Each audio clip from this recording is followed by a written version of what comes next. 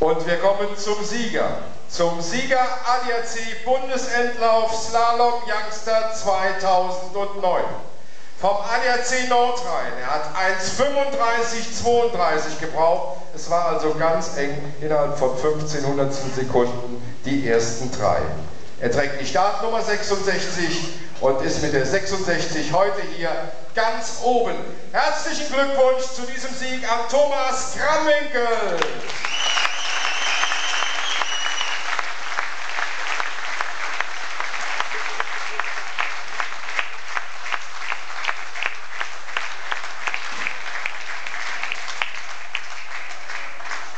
Hat das im zweiten Lauf noch rausgerissen, hat er richtig Gas gegeben und konnte letztendlich dann den Sieg vorne noch, genau.